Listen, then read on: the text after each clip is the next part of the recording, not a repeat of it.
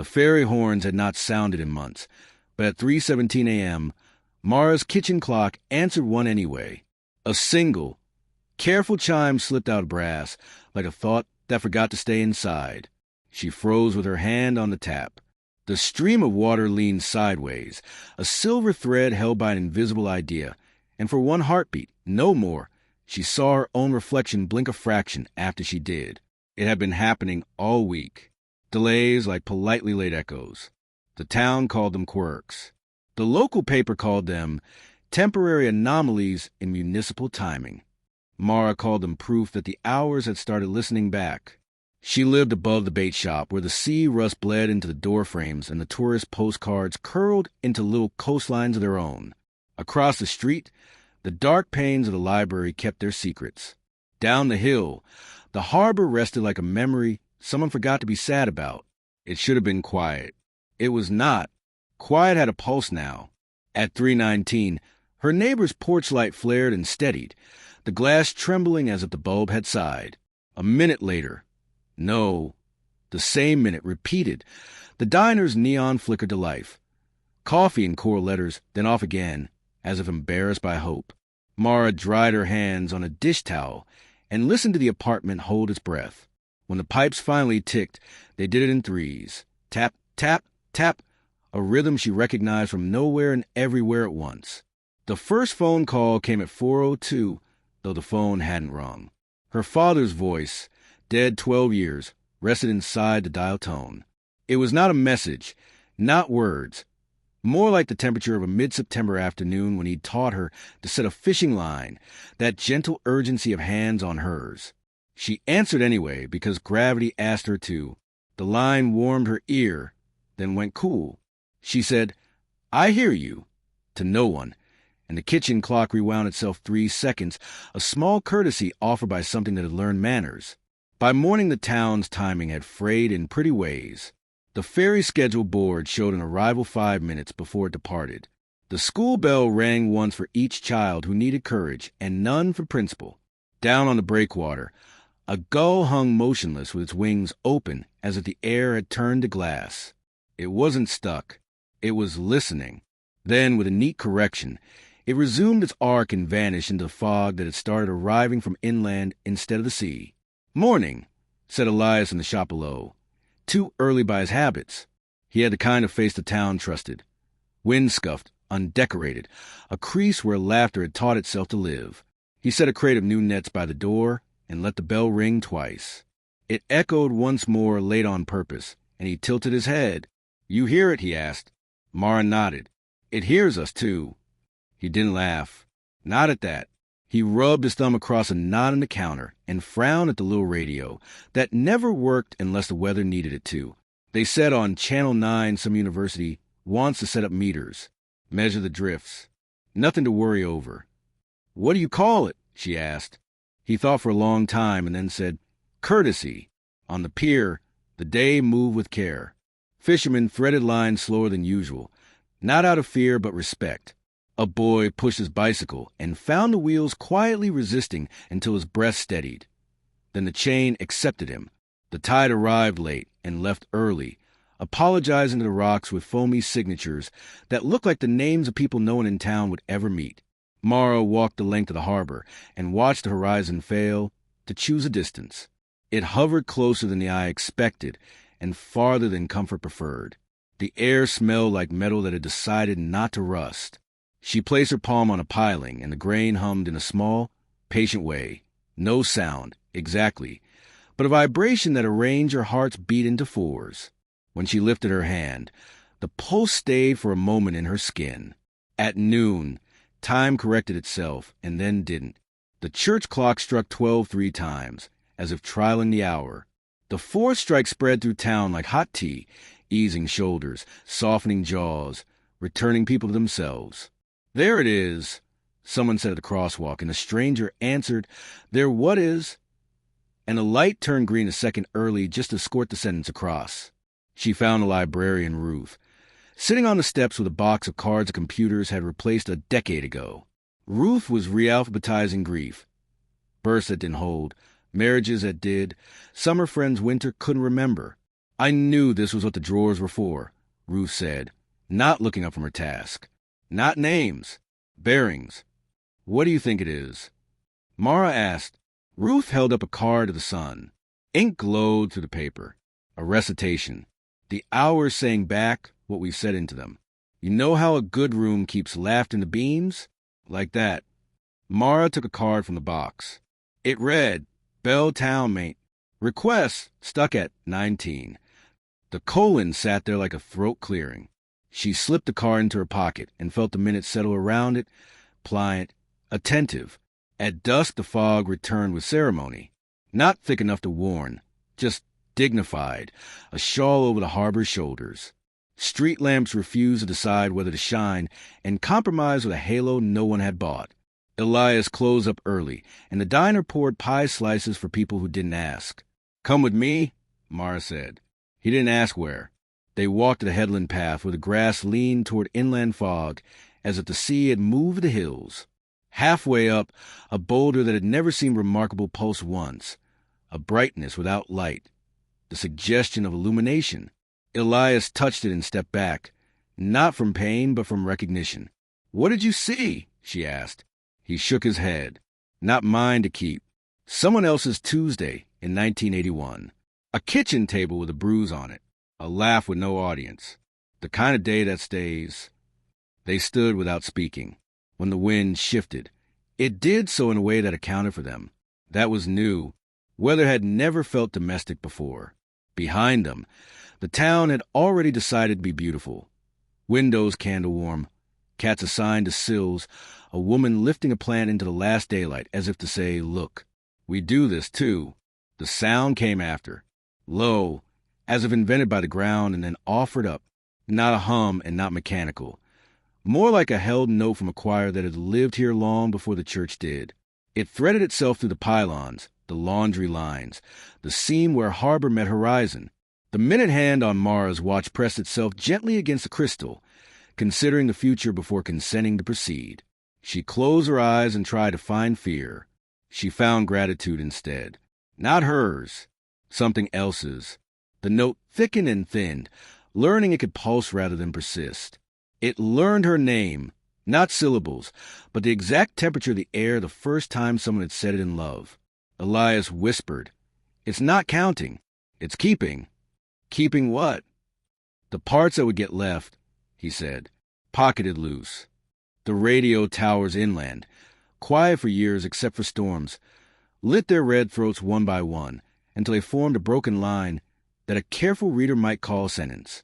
The fog leaned toward them as if to listen. In the gap where one bulb had burned out in 97, and no one had quite gotten to it, a faint white shimmer appeared, steady as a vow.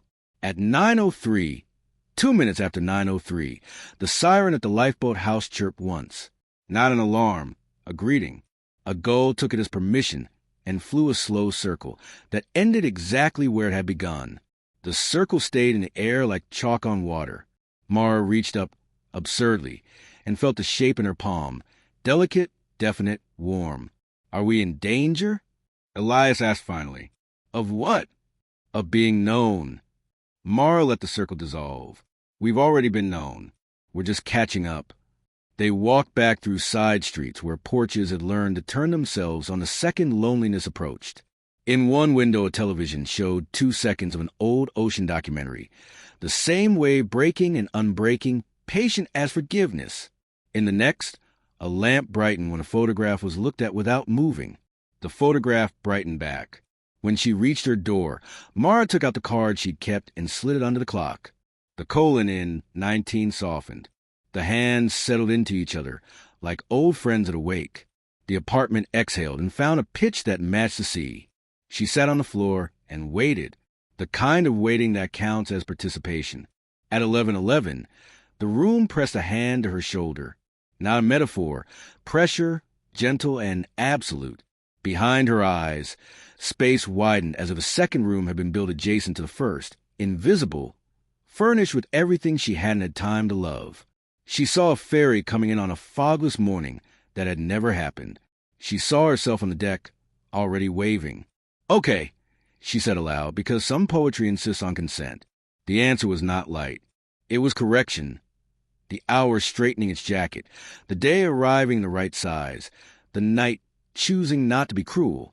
The refrigerator clicked at the same moment a buoy bell in the harbor did, and between the two clicks she heard a third, smaller acknowledgement from under the floorboards where the building kept its unimportant treasures. She lay down and let the room speak. It did, but in prepositions, with for, through, toward. The hum resettled into the wood, and began to proof like bread. She could sleep now. She would not yet. To sleep felt like closing a door the air had asked to keep open a crack. Across town, someone laughed in their sleep at exactly the joke a stranger had been about to tell next July. On the highway, a trucker lifted his foot before a deer that hadn't decided to cross. The lighthouse, retired to symbolic duty years ago, rotated once in an unlit tribute to its own persistence. Mara thought, with sudden, unembarrassed affection, "We are being rehearsed for kindness." The clock agreed, not by ticking, but by staying just for a breath with her. Then it resumed. Time, polite now, moving forward while keeping the door to the last minute ajar. When the wind finally came to the window and made the curtain breathe, it did so in threes. Inhale, hold, let go. She answered on the same beat and felt the answer's answer returning. Slightly late and perfectly on time. By the second week, no one in town could say for certain what day it was, but everyone agreed it was beautiful. The fog came in lucid now, shimmering in threads that caught the sunrise and folded it back into colorless light. Shadows fell where the sun wasn't, and yet the air seemed lit from every direction. Newspapers were delivered, but the dates printed on them disagreed politely with the calendar on the wall. Bread rose faster. Dogs barked slower. Time, it seemed, had started honoring its participants. Mara began recording the small mercies. In her notebook, the entries multiplied. 3:07. The kettle waited until I turned toward it to boil. 5:41. Elias dropped his wrench, and it did not fall. It paused, turned once, and landed upright. 7:18. The radio hummed a scale before any station came in. The missing note was F. That last one mattered. F. It returned again and again in small domestic rebellions. The window pane whistled it when the wind forgot which way to blow. The ferry horn, though it hadn't moved in years, sided through the rust. Even the street lamps buzzed a near-perfect F as they warmed toward dusk. And then there were the photographs. At first, the film lab on Main Street thought it was a chemical issue. Dozens of rolls developed with a faint streak, white vertical, like a finger tracing light down the frame. But no two streaks aligned. Elias brought a batch to Mara one evening, his hands smelling of oil and ocean. "Look," he said, spreading them on her kitchen table. "It's never the same place, but it's the same line." She leaned closer. In each photo, no matter the subject, birthday party, school hallway, harbor, field, something shone upward, not reflection, not flare, a geometry learning how to breathe. "Maybe it's nothing," he said, meaning maybe it's everything. They sat without touching, a cup of tea cooling between them. The quiet shared like bread. Outside, the fog rolled close against the windows, breathing in unison with the sea. Somewhere beneath that fog, the ridge waited, the same ridge that had listened to storms, to car radios, to the names people whispered when grief made them polite. At 2:19 a.m., the ridge answered. A single vertical flare climbed the sky, silent white gold, dissolving before it reached cloud. Every clock in town blinked to. 19, holding there as if awaiting applause. The hum returned, not through air, but through skin. Mara felt it under her ribs. In bed, she whispered to the dark, "Is that you?" No answer, just the curtain lifting once, as though something enormous had inhaled. By morning, the flare was gone, but its shape remained in people's eyes, the way you can still see lightning if you close your lids. Kids at school drew rectangles in their notebooks without realizing it. Old men stirred their coffee in rhythm, and Ruth, the librarian, found that the books now turned their own pages if left open too long, as if eager to reach the part that explained them. Mara visited the headland that night. The same boulder pulsed beneath her palm. It wasn't stone anymore. It was memory made tactile. Elias joined her, carrying a thermos. "They say a satellite passed," he said. "I don't buy it." "Neither do I." "Then what do you buy?" "That we've been answered. Maybe not in our language, but close enough to feel." The ridge glowed faintly, like the surface of deep water, holding starlight. The hum modulated. Not random now. A phrase, almost a question. She closed her eyes and let it inside. Beneath the pitch she heard what could have been thousands of voices, all tuned to mercy. Some crying, some laughing, some doing both. When she opened her eyes, Elias was looking at her with fear disguised as awe. "What did you hear?" he asked. "Us," she said. "But later, when we remember this."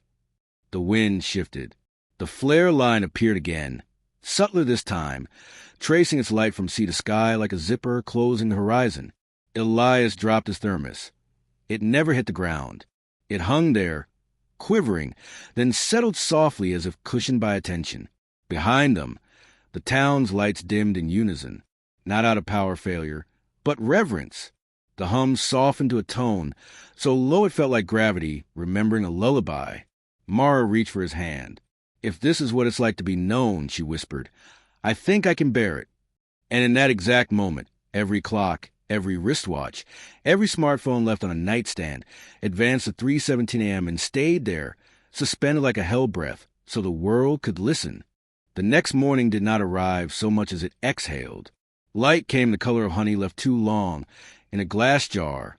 Thick, deliberate, late. The gulls moved as though the air had turned to water, and their cries dragged small wakes across the sky. Nothing in Coldwater Ridge hurried anymore, not even thought. Mara woke to find her window open though she had locked it. Salt air, sweet with fog, breathed into her room like an animal remembering an old path. The clock on the wall showed 3:17 a.m., though sunlight poured through the curtain. Time had stopped pretending. On the table lay a single photograph that hadn't been there when she fell asleep. It showed her own back, hair pulled into a knot, standing at the edge of the ridge where no one had stood behind her. The flare line was visible again, descending this time, not ascending, and in it a faint silhouette, not a body, but a gesture, a hand raised, a greeting or a warning. She went downstairs. Elias was already there, his truck idling quietly though the key hung from her kitchen hook. "I saw something," he said, not turning. His eyes were wet and bright. "Not outside, in the dark behind my eyes when I blinked." "What was it?" "A door that wasn't built yet." He said it the way someone says, "I'm sorry." They drove to the headland in silence. The fog thickened the closer they came, until the road itself seemed to dissolve into light. The ridge's hum was louder now, or closer, or both. The boulder that once anchored the path is split cleanly down the middle, its insides gleaming with threads of dull gold that pulse like veins in stone. Elias reached out, stopped, lowered his hand. "It's warm," he said, "but not to touch, to think about." Mara knelt beside the fracture. The light within didn't spill out. It waited. She whispered, "You've been calling us." And the ridge answered, not in language but in rearrangement. The fog thickened behind them, sealing off the path. Ahead, the air deepened. The color of breath held underwater. For a moment, she was back in her father's fishing boat, the one she'd lost to the storm at 17. She could smell diesel and salt, hear the hiss of the line to the pulley, see her father's shoulders hunched under sky that never quite decided to dawn. But this time, when he turned toward her, he was older, and the boat was made of light. "Don't stay too long," he said gently. "They get lonely without you." When she blinked, he was gone. Elias had fallen to his knees, head bowed, his lips moving as if reciting something she couldn't hear. "What do you see?" she asked. "My mother," he whispered, "but she's my age now. She's asking me if I'll forgive the things I never blamed her for." The hum climbed one octave. The ground under their feet softened, as if the earth had chosen to breathe. From the harbor below came the faint sound of bells, the ferries, though no ferry had run in years. The tone bent upward into that impossible F. And then something new, a second note, low, imperfect, human. It came from the town, voices joining the hum, trying to match it, A choir of hundreds, all off-key in the same beautiful way. Mara felt the world tilt, the ridge trembling beneath her palms. "They're answering," she said. Elias nodded. "It's a conversation now." The light from the boulder brightened, threads weaving together until they formed what looked like an open book. Not carved, not imagined, inviting. Mara leaned closer. The first line of light settled into words she did not know how to read, but somehow understood. All accounts reconciled. Proceed. And beneath it, smaller still, almost playful. Bring the rest. The hum folded in on itself, resolving into silence so vast it felt like forgiveness. Elias stood, tears drying into salt. "We're not supposed to stay." "No," she said softly, "but we're supposed to remember." The ridge dimmed. The fog began to fall back toward the town. Behind them, the world stitched itself shut with quiet precision, as if nothing had ever been open, except maybe their hearts. When they reached the truck, the clock on the dash read 3:17 a.m. again. Elias didn't start the engine. He looked at her and said, "If it asks again, will you go?" Mara watched the horizon pulse once, twice, then steady. "If it remembers me," she said, "I'll have to." The fog rose one final time, bowed, and withdrew toward the sea. By dawn, the sea had forgotten how to move. It lay there, silver level, immaculate, reflecting a sky that refused to pick a color. It wasn't calm. It was paused. Mara stood on the pier, coat half buttoned, coffee untouched, the hum still alive somewhere behind her ribs. The air carried no wind, no gulls, no chatter from the bait shop. Even the waves seemed to wait for permission. A boy, no older than 12, approached with a fishing pole that looked borrowed. He stopped beside her and said, "It's still sleeping." "What is?" He gestured toward the water. "The day. You shouldn't wake it too fast. It forgets how to be gentle when it's rushed." She almost smiled. "You talk like an old man." He shrugged. "They talk through us now. Didn't you know?" Before she could ask, he walked to the end of the pier, cast his line, and the hook never fell. It hung there, midair, spinning slowly, as if gravity had turned kind. The boy didn't seem surprised. "See? It's listening." Mara turned. Elias was walking down from the road, his expression hollowed by wonder. "They played it again," he said. "Channel 9. Same frequency as before. Only this time it wasn't static. It was..." He trailed off, searching for words that didn't exist. "Go on." "Accord. Human and not. They called it an alignment signal. Said something about temporal coherence.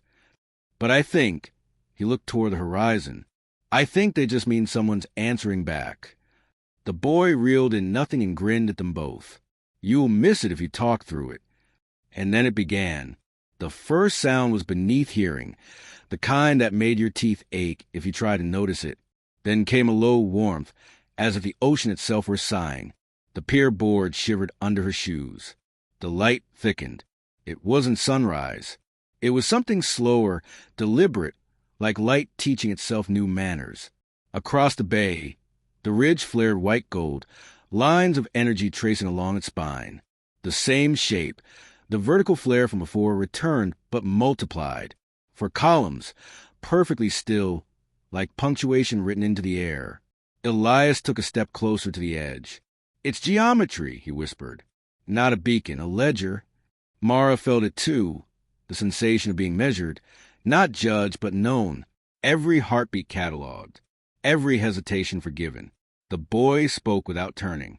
"They don't write about what we do wrong. They write about what we almost did right." Her throat went dry. "How do you know that?" He didn't answer. The line in his hands glowed faintly blue. Then, like a candle blown out, the glow vanished. And so did he. Elias shouted, running forward. "Hey, kid!" But there was only the pier, the still water, and the reflection of four unwavering lights. Mara reached for his arm. "Don't move." He froze. "You saw it too?" She nodded. "They took him? Or he became part of it." Elias said. The hum surged, richer now, filling the harbor like a slow heartbeat. A ripple spread from the ridge, visible in the air like heat distortion. It passed through them both. Not cold, not warm. Recognition. When it reached town, every window flickered. Radios whispered. Clocks refused to tick until every last heartbeat had aligned to the same rhythm. Elias pressed a hand to his chest. It's sinking. With what? Us. The ridge brightened again, not blinding, but inevitable. The 4 flares expanded into a single lattice that covered the sky like an invisible net made of comprehension. Words formed without sound, luminous and precise. We remember you, Mara whispered. Do we remember them? But Elias didn't answer. He was already crying. Not from fear, from relief. The air vibrated again, soft as silk, and in its texture, she thought she could hear other towns, other voices answering. Not language, emotion arranged into tone. Entire lives distilled into harmony. The lights folded inward, becoming smaller, brighter, then dissolving into mist that fell like rain without weight. In its place, the sea moved again, one slow wave reaching the pier and stopping exactly at Mara's shoes, as if bowing. She whispered to the horizon, "What now?" The answer was inside her, a pulse, a call to witness. The ridge wasn't asking for faith. It was inviting continuation. Elias turned to her, face trembling with awe. "It's writing again," he said. "Then let's read." Behind them, the town exhaled, engine starting, doors opening, life resuming with reverent precision. The morning, at last, remembered how to move. By evening, the town had become an echo of itself. Every sound carried a twin, a softer, slower reflection that followed half a breath later. Footsteps hummed their own replies. Doors sighed as they closed. Even laughter rippled twice before fading.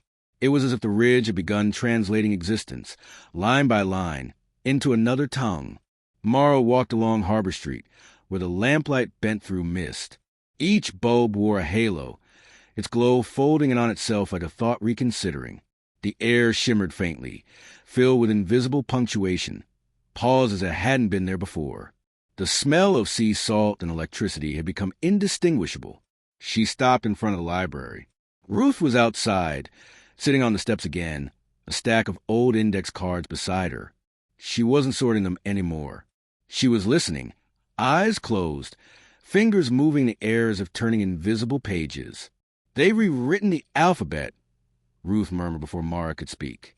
"Only 22 letters now. The rest have turned into gestures." Gestures? Ruth smiled, not opening her eyes. "Meanings that can't fit inside sound. We used to call them emotions." Mara sat beside her. "Is that what they're doing? Taking our words?" "No, they're finishing our sentences." A long silence. Then Ruth added softly, "I think that's merciful." Across the street, the diner sign blinked COF, then stopped, flickered twice, and settled on off. The neon buzz harmonized with the hum in the air, a perfect F. Inside, a couple sat hand in hand over untouched pie, tears reflecting the red light. They weren't sad, just a line. From down the hill came Elias's truck, headlights slicing the fog. He pulled up and rolled down the window. "You're both seeing it, right?" Mara stood, hearing it, feeling it, all of it. "They're showing the flare again on Channel 9, he said. "But it's not news footage. It's live. Only there's no camera. They're broadcasting what we see as we see it."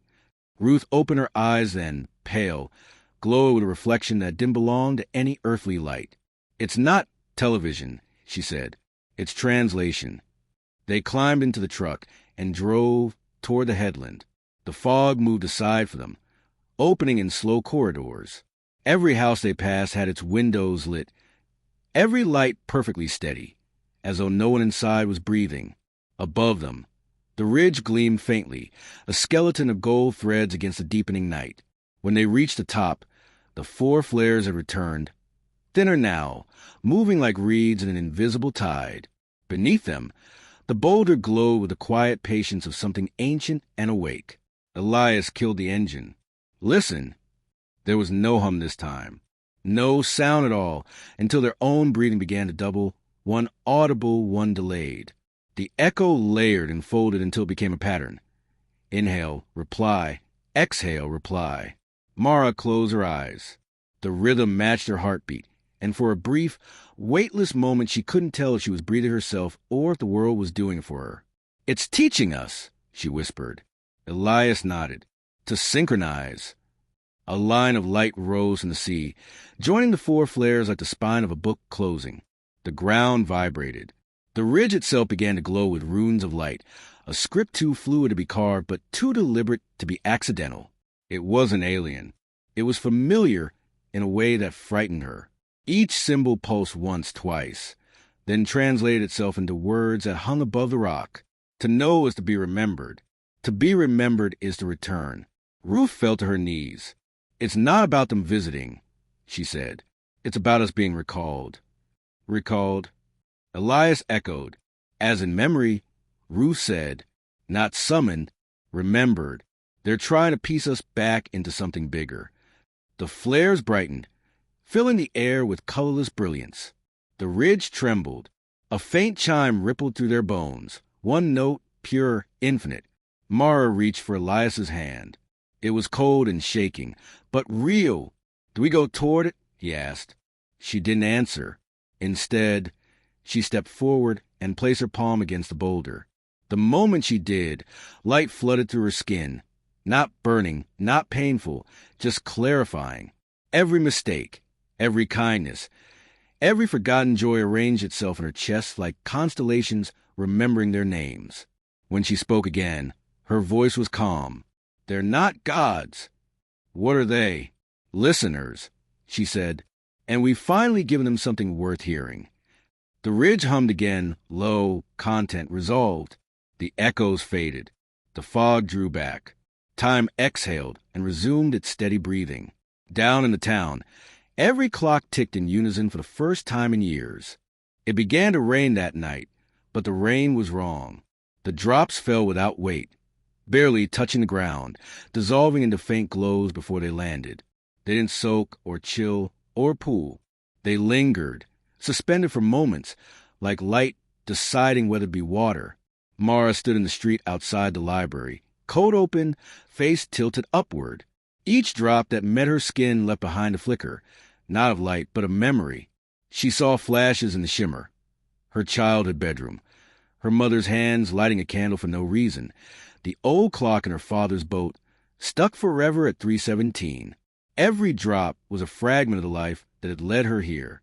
Elias appeared through the mist, his eyes reflecting the same impossible weather. "It's falling in chords," he said. "Each raindrop is a tone. If you listen long enough, it harmonizes. Have you been up the ridge?" He nodded. "It's brighter now, but not like before. It's softer, like it's waiting for us to speak back."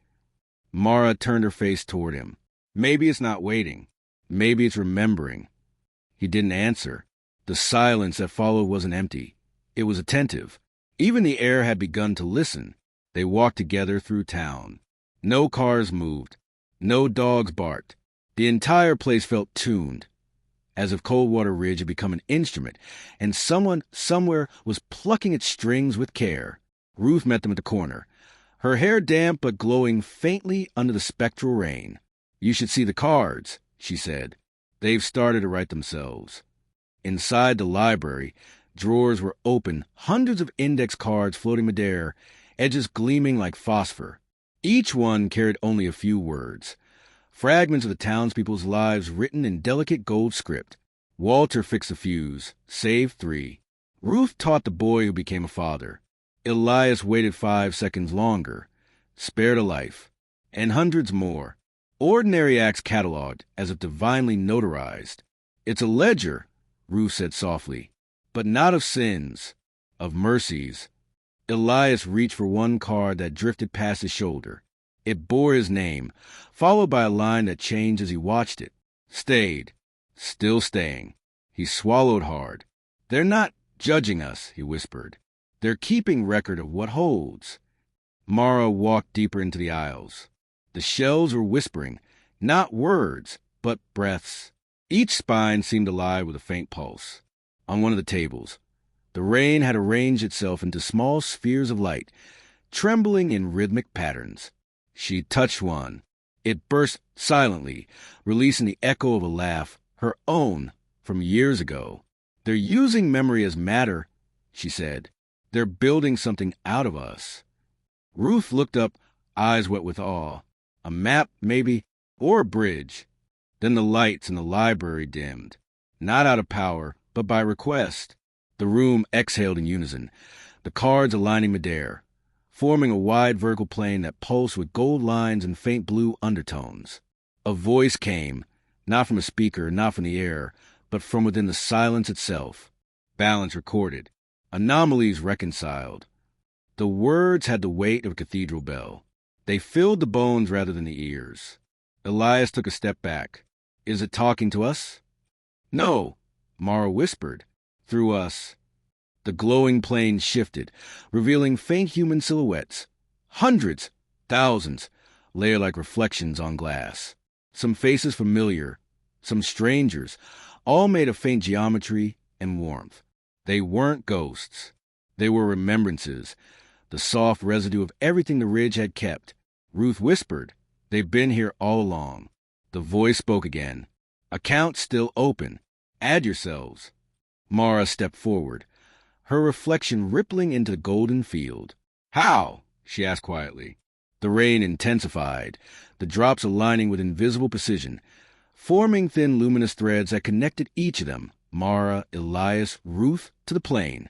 Their pulses synchronized. In her chest, Mara felt the answer rather than heard it. Remember fully. Without favor. Without fear. She saw her entire life rearrange itself into sound, mistakes and kindnesses resolving into one long, forgiving tone. The ridge glowed brighter in answer. When it was over, the cards fell gently back into their drawers. The rain eased into silver mist, and silence folded around them like cloth. Elias leaned against the doorframe, voice trembling. "I think it's keeping our humanity safe from itself." Mara looked up toward the ridge through the fog, where faint gold still pulsed like a heartbeat. "No," she said softly. "I think it's teaching us how to deserve it." The fog never left after that night. It learned to stay, not the kind that hid things, but the kind that revealed them differently, softening edges, slowing time, translating light into emotion. You could see a person standing 20 feet away and still feel as if you were remembering them from decades ago. Everything became both present and recalled. Mara began waking at exactly 3:17 a.m. every morning, no matter when she slept. The first thing she would hear was the quiet chord humming through the walls, low, benevolent, alive. It wasn't coming from outside anymore. It was within things. The floorboards, the dishes, her own breath. Even silence had tone now. The town adapted. Clocks stopped being corrected. People met without arranging to, and still arrived at the same moment.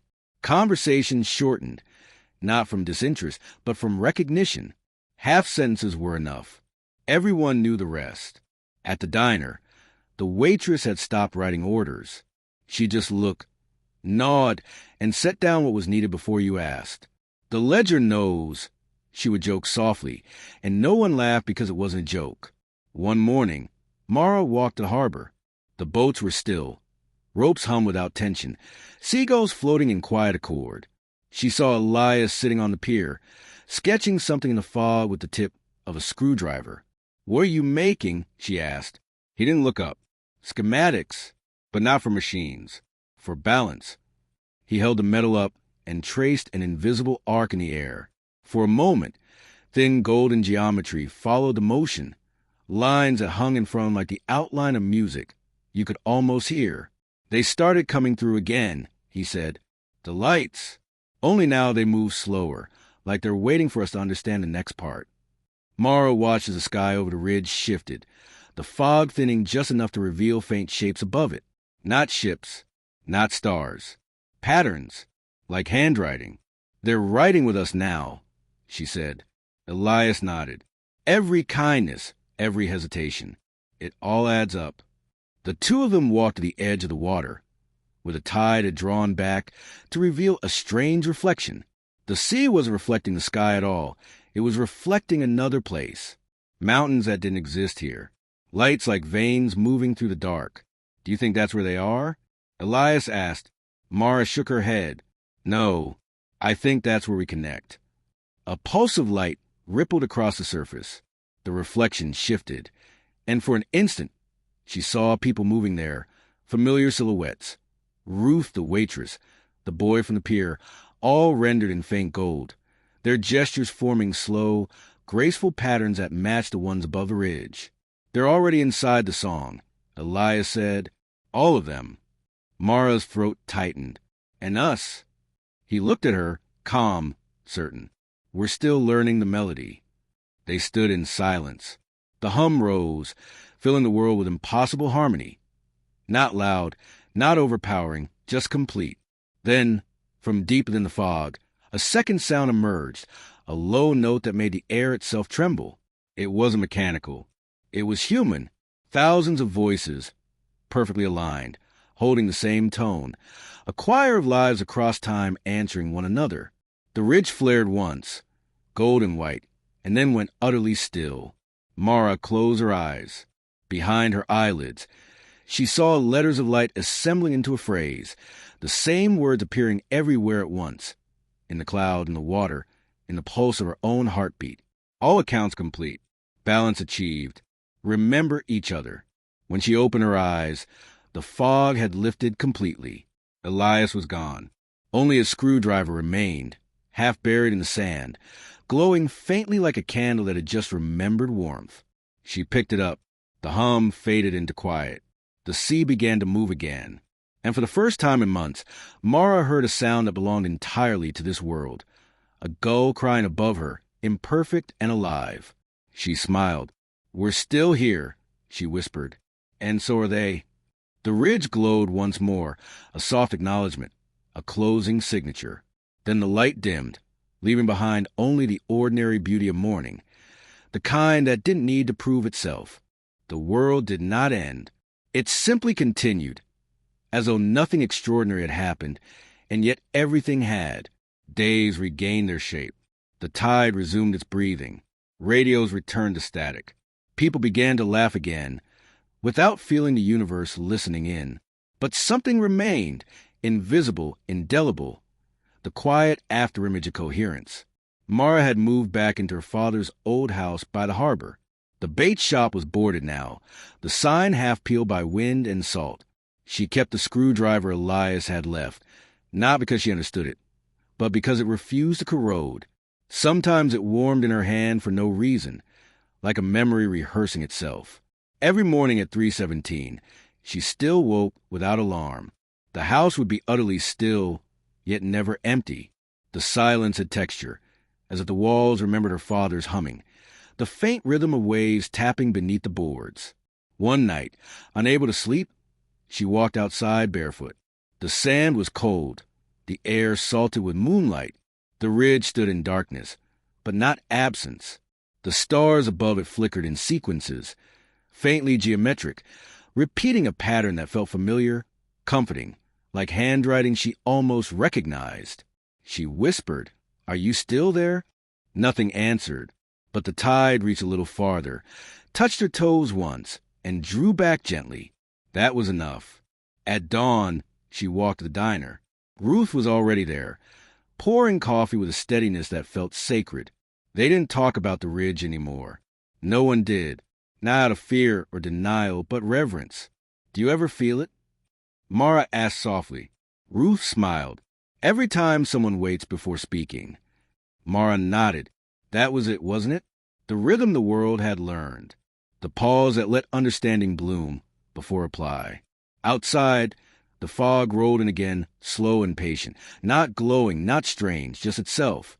Still, people turned toward it like an old friend arriving without luggage. By afternoon, Mara wandered to the library. The drawers were closed now. The cards had stopped writing themselves, but the faint scent of ozone and old paper remained. She opened one drawer, Bell Town, mate. Request stuck at 19, and smiled. The colon had faded, but the ink glimmered faintly, like something living quietly beneath. When she stepped outside, the horizon shimmered. Not flares this time, not signals, Just light, natural and imperfect. The sun broke through cloud, scattering over the bay in unsteady gold. And then she heard it, a sound so soft it might have been imagined, a hum, low and human, rising from the town itself. Doors creaking, wind through cables, distant footsteps, kettle whistles, all resolving into the same simple frequency. It wasn't the ridge calling anymore. It was them. Coldwater Ridge had taught the town how to answer without needing the question. Mara sat on the steps of the library and listened as the sound grew, a quiet chorus of living things continuing. Nothing divine, nothing cosmic, just kindness learning its own tone. She thought of Elias, of the boy on the pier, of the thousands of unseen faces written in light, and in her chest a warmth bloomed, grief and gratitude indistinguishable. The hum faded slowly, leaving a silence that glowed. She whispered, balance achieved. The breeze caught her hair, gentle as acknowledgement. For a moment, the world held still, just long enough for her to feel what it meant to exist without being measured. And then, softly, quietly, perfectly, time moved on. That winter, the ridge went dark. Not ominously, not in punishment. Simply as if it had finished speaking and chosen to rest. Snow came early that year. It felled away the light once had. Slow, deliberate, articulate. Each flake seemed to carry a faint warmth before melting. The town accepted it without superstition. People no longer tried to name what had happened. They just lived inside its consequence, the new, quiet rhythm of awareness. Mara spent her days cataloging old things. In a small notebook, she listed every object that had changed since the hum began. The radio that only played silence unless someone was kind in the room. The clock that paused at 19 whenever she missed someone she couldn't name. The window that reflected not her face, but whoever she was thinking of. Each entry was both record and prayer. On the night of the solstice, she walked up to the ridge again. The air was brittle and transparent. Stars leaned close enough to make the horizon shiver. Beneath the crust of snow, the boulders still hummed faintly, a heartbeat muffled in earth.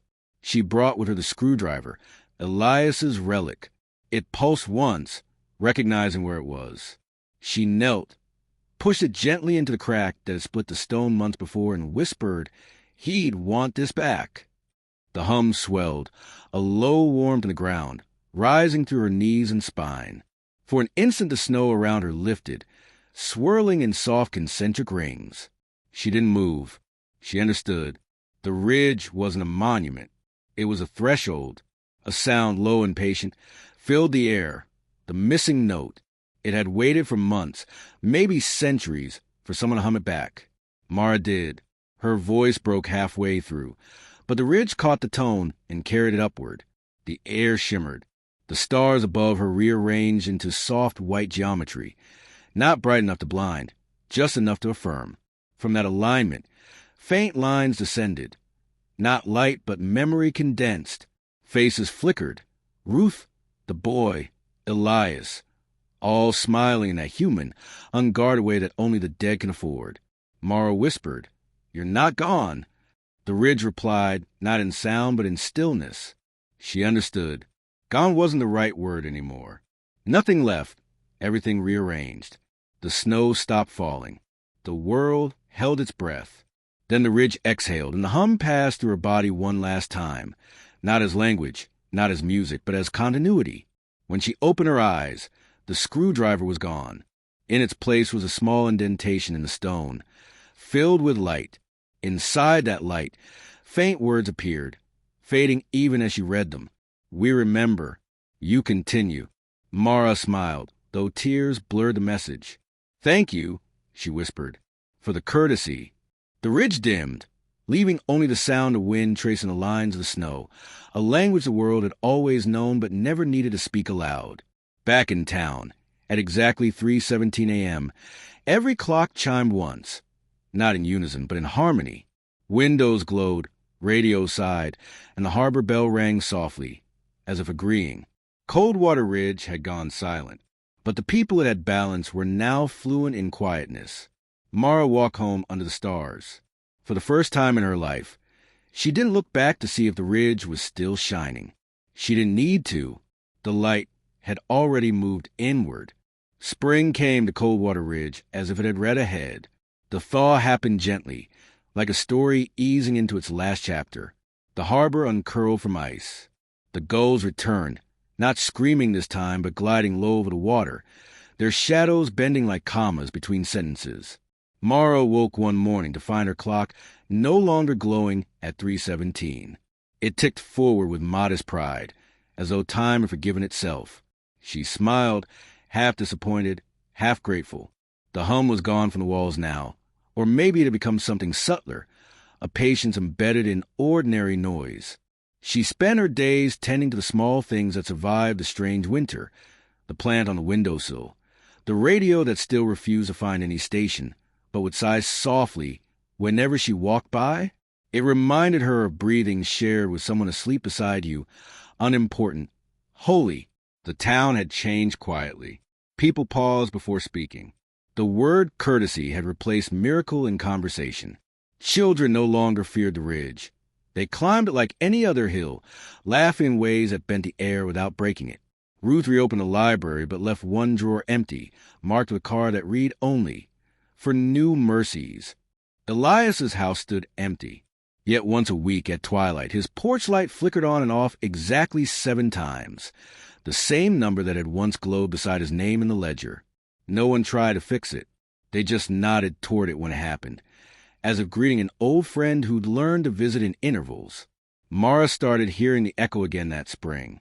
Not loud, not supernatural, just a second breath, slightly behind her own whenever she spoke certain words aloud. Forgive, remember, continue. The echo never repeated mistakes. It only replayed kindnesses. One evening she sat on the pier, sketchbook open, and drew the ridge for the first time since that night. It looked smaller now, human-scaled, comprehensible. But when she shaded the outline of the boulder, her pencil broke mid-stroke. Beneath the page, the wood grain of the pier vibrated once, a tremor so fine she felt it rather than heard it. And then the light appeared, not above the ridge this time, but below the water, a vertical shimmer, faint and slow, as if the sea itself were remembering a word it hadn't spoken in years. The reflection stretched toward the horizon and then folded inward, a door closing without sound. Mara leaned forward, whispering, "We're still here." For the first time since the flare, the ridge answered, not in hum, not in geometry, but in silence that waited. It wasn't an ending. It was an invitation to pause, to hold the world open between what had been asked and what might still be answered. The echo breathed once more behind her, patient, kind, complete, and for the first time, Mara didn't reply. She let the silence do the talking. By early summer, the town had learned to live with its quiet. The tourists never returned. The new roads that were supposed to bring them stopped halfway through construction, now overgrown with moss and yellow lupin. The people who remained carried on softly, voices low, gestures slower, as if afraid of waking something still half asleep beneath the ridge. Mara had started a small ritual. Every morning she took her coffee to the porch and listened.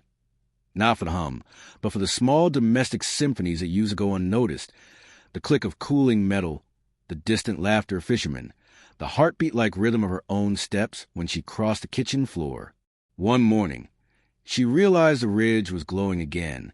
Not bright, not grand, just a faint warmth, like coal remembering fire.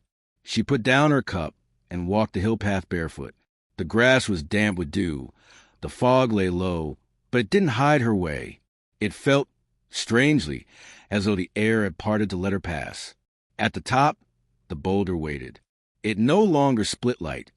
Instead, it radiated it softly, the color of breath against glass. She knelt beside it and placed her palm on the surface. It was warm, alive, listening. "Are you back?" she whispered. No answer came, but the warmth deepened, and with it, a sensation she hadn't felt since the flare. Shared awareness. Images bloomed in her mind, faint but vivid. The harbor at dusk. Ruth shelving books that had learned to hum. The boy from the pier, older now, teaching another child how to cast a line. Elias's porch light flickering its 7 count in gentle precision. The ridge wasn't showing her visions. It was remembering through her. She drew back, trembling. "You're keeping us," she said softly. Still, a small wind stirred. The grass leaned away from the sea. The sound that came next was not a hum. It was breathing. For a moment, the ridge exhaled, and the air smelled of warm rain and electricity. The light within the boulder pulsed once, white gold, then gone. And then she heard it, a whisper, human but not quite, not from the ridge, but from the air around it. Words formed out of tone. "When you speak, we listen. When you listen, we become." Mara pressed her hand over her mouth. Tears sudden and unreasonable. The light faded. The ridge dimmed, but the warmth in her chest stayed. She sat there until dusk, watching the fog roll up the slope and dissolve against the boulder, as if even the mist wanted to touch what she had touched. When she finally stood to leave, she turned back once more and said, "Thank you." A pause.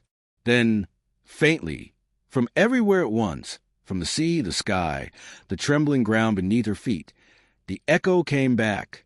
"Thank you."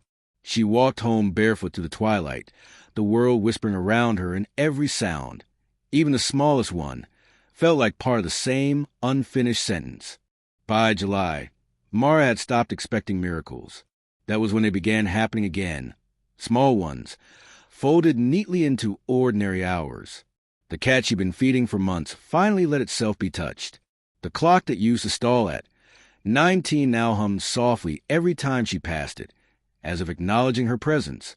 And the ridge, silent for weeks, began to glow only when she thought of it, like it had learned to wait for her attention before showing itself. One night, she woke to a strange radiance filtering through her curtains.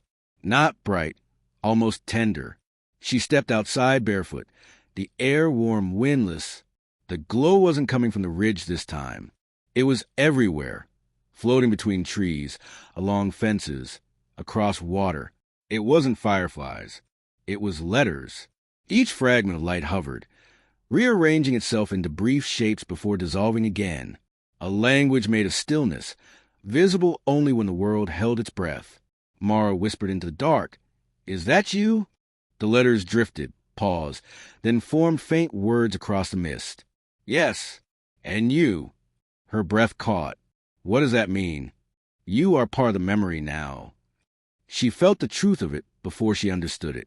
Since that night on the ridge, she hadn't aged in any noticeable way.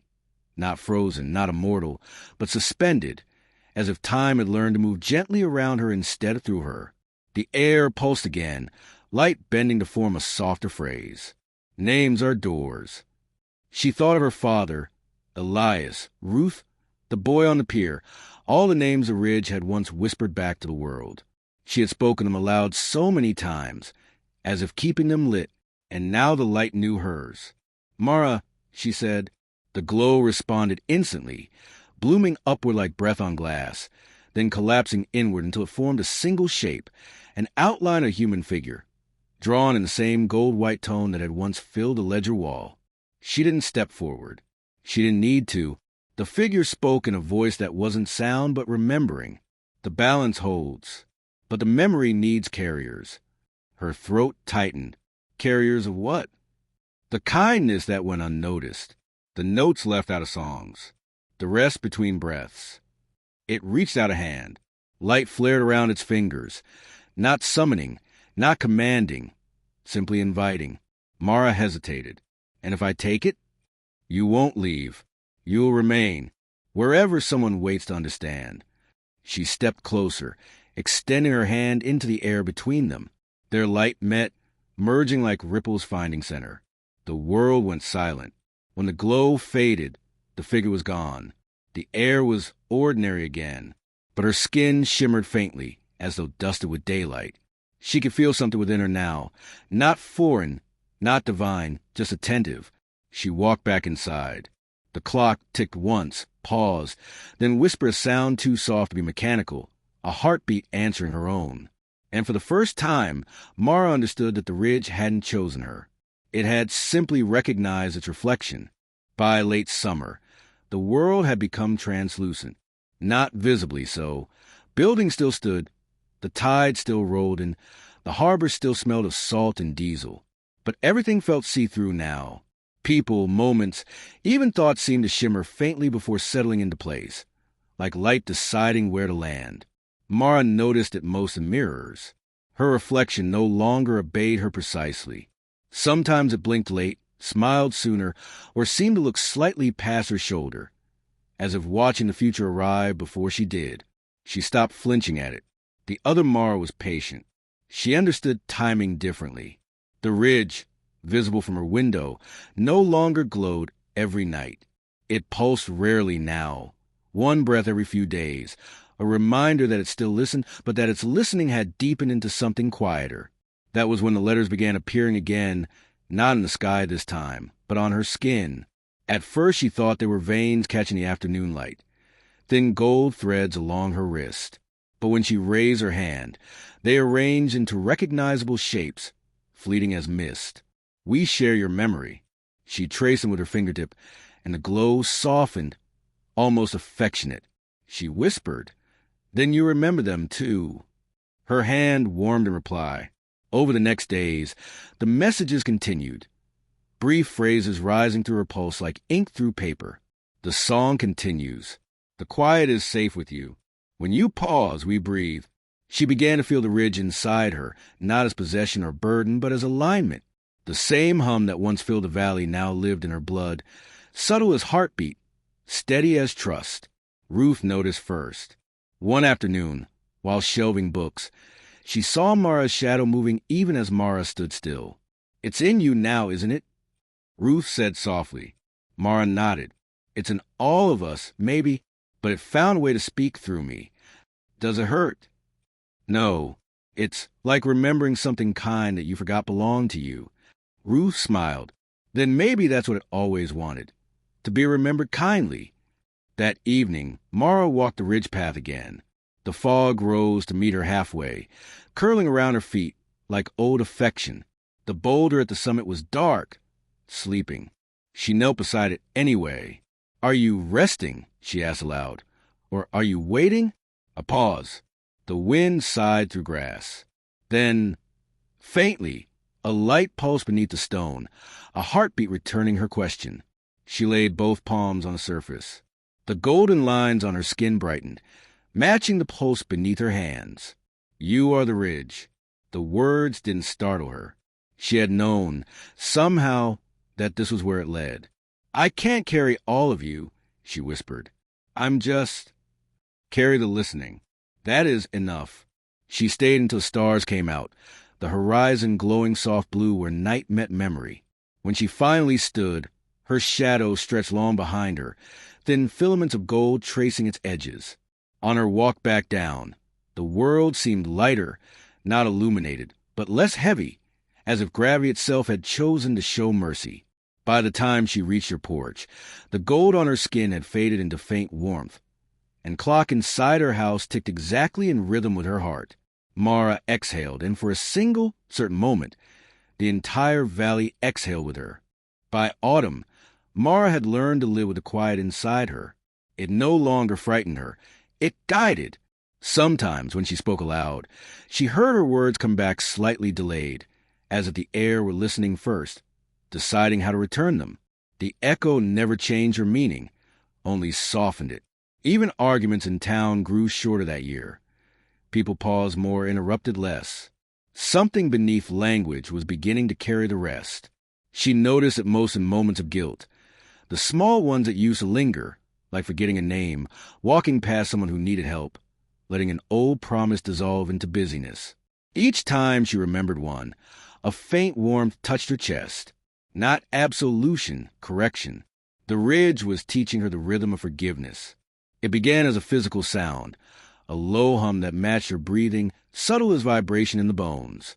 But soon it became something else, an understanding that forgiveness wasn't spoken to anyone. It was listened through. One night, the sound grew stronger. It came from the ridge, yes, but also from the river, from the metal pipes under her floor, from her pulse itself.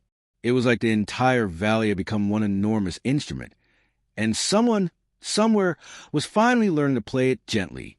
Mara stepped outside. The air shimmered faintly. Fog hovered in thin ribbons across the road. In the distance, the ridge glowed again, a dull, steady rhythm, breathing in time with her. She whispered, "What do you want me to do?" A pause, then the faintest tremor beneath her feet, and the words more felt than heard. "Listen to the quiet between sorrows." The glow on the ridge brightened, lines of light tracing slow, deliberate paths across the slope, like veins pulsing under translucent skin. There is no punishment in the design, only echoes. Mara closed her eyes. The sound deepened. She saw memories that weren't hers. The miner's wife from 4-2, her hands trembling at an empty table. The teacher in 1-8 closing windows to keep out the sickness. The soldier staring at the sea from a hospital bed, wondering if he'd dreamed his town. All of them still alive somewhere in that hum, all of them forgiven by time. The light flared once, and the voices aligned. You cannot atone for what has already been understood. Tears came easily. She didn't know if they were hers. She whispered, "Then what's left for us?" To understand in turn. And the ridge dimmed. The next morning, the town woke to a strange stillness, not emptiness, but peace. Clocks ticked in sync again. The harbor radio, silent for months, whispered faint static that almost sounded like a lullaby. People spoke softly that day, as if afraid to disturb a sleeping truth. Ruth said it best, later at the library. It feels like the world took a deep breath and remembered it was alive. Mara smiled, eyes distant. "That's forgiveness," she said. "The breath you take after remembering you were never alone." That night, long after everyone had gone to bed, she heard the hum once more, not from the ridge this time, but from inside her chest. And when she placed her hand over her heart, she realized it wasn't her heartbeat anymore. It was the valley's. The fog came back thicker than ever that November, curling between the trees like something alive. The locals grumbled about it, called it the blind weather, said it made the roads treacherous and the mind strange. But Mara knew it wasn't just weather. It was remembering. At night, she could hear the fog moving, not like wind, not like water, but as if the air itself were dragging its memories across the valley. It hummed when it touched glass, moaned when it passed through fences, and sometimes when she stood very still. She swore it whispered names. That was when Ruth began hearing them too. They met every evening on Mara's porch now, mugs of tea cooling slowly in their hands. The ridge a dim outline against the gray. Neither of them spoke much. They didn't need to. The silence had become fluent. One night, as the fog pressed against the porch steps, Ruth said, "Do you ever wonder if it remembers us because we remember it?" Mara looked up. Maybe it's not memory at all. Maybe it's what happens when nothing wants to be forgotten. The air stirred and a faint rhythm rippled through the mist, like a dozen quiet voices humming the same low note, each slightly out of sync. The sound filled the porch, soft and weighty, carrying warmth instead of fear. "Do you hear that?" Ruth whispered. Mara nodded. "They're resting." Who? The ones who stayed too long between breath and silence. The ones who forgot they were allowed to stop. The fog pulsed once, and the sound faded, leaving behind a stillness so deep it almost rang. Ruth shivered, not from cold, but from recognition. So that's what peace sounds like. Mara nodded again. "Yes, it's quieter than we thought." That night, she couldn't sleep. The hum had sunk deeper into her bones, gentle but insistent, as though trying to show her something. When she finally rose and walked outside, the fog parted before her, not dispersing, but stepping aside, as if granting passage. The ridge was awake, not glowing, not speaking, but aware. And in its silence, she understood. The ridge wasn't only a place where the lost were remembered. It was where voices went to rest after the world had finished listening. She climbed halfway up before the mist thickened again. There, in a hollow she'd never noticed before, she found small lights scattered on the ground.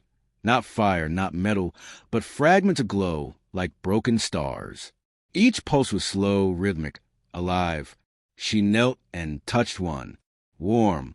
Immediately, a whisper filled her head. Gentle, tired, human. "Thank you for hearing us." Her eyes welled up. "You can rest now." "We already are." The glow softened, dimmed, and finally dissolved into her palm, leaving a faint golden trace that faded with her next heartbeat. By dawn, the fog had thinned, the ridge stood calm, and the town below slept without dreaming for the first time in years. Mara sat on her porch again, tea cooling in her hands, the morning light pale and honest. She smiled faintly. The world was still quiet, but it was a kind quiet now. The kind that means someone has finally been heard. By December, the ridge had gone still. Not dead, just listening in a way that no longer required light or sound. It was a kind of silence that held shape, like snow just before it falls. The town carried on. Fishermen returned to their boats. Children slid down the northern slope. The radio, which had once been haunted with strange harmonics, now played steady music again. No interruptions, no hidden notes. Even the static had grown gentle. But for Mara, quiet had changed forever. It wasn't the absence of sound anymore. It was presence, awareness. Every whisper of the wind through the cedar trees felt like a word left halfway spoken. Every drip of melting frost on her window pane seemed to finish a sentence the world had been trying to say for years. She woke one night to find her bedroom filled with a faint golden haze. Not bright enough to alarm, not strange enough to flee, just a slow pulse, matching her breath. She sat up and whispered, "You're still here." The air shifted, and the familiar sensation ran through her chest, a warmth rising from within, like being remembered by something vast and kind. "We never left. We just learned to listen through you."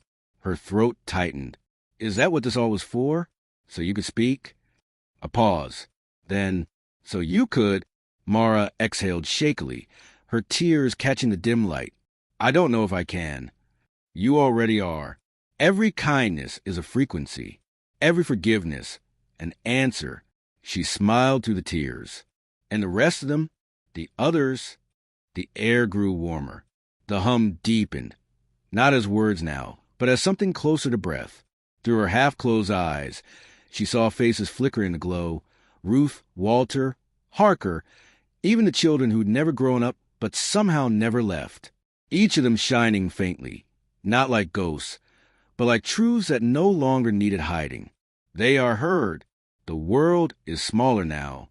The light dimmed, then settled into her skin, quiet, complete. When morning came, the ridge was pale under frost, the air crisp enough to taste. Ruth came by with tea and no questions. They sat together for hours without needing to fill the air.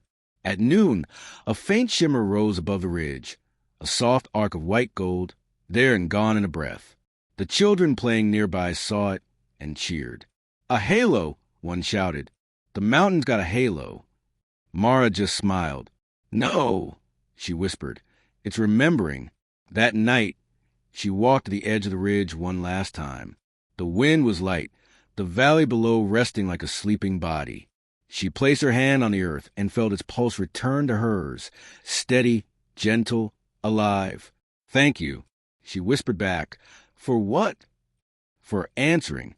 And then it was gone, not vanished, but merged like two notes that find the same key. As Mara walked home under a sky stitched with stars, she realized something simple and immense. The ridge hadn't been speaking to her. It had been teaching the world how to remember itself. Through every silence, every pause, every kindness that didn't need a word. And for the first time since the lights appeared, she felt no awe, no fear, only peace. The kind of peace that hummed softly beneath everything alive. Winter deepened, and with it came a kind of brightness that didn't depend on the sun. It shimmered faintly through the fog, a lingering echo of what had once burned over the ridge. Mara had grown used to the way her breath seemed to hang longer in the air now, as though the world didn't want to let it go. She had stopped fearing what waited in the quiet. She spoke to it sometimes, not for answers, but out of habit, the way someone talks to an old friend who no longer needs to speak back. But that night, the air answered anyway.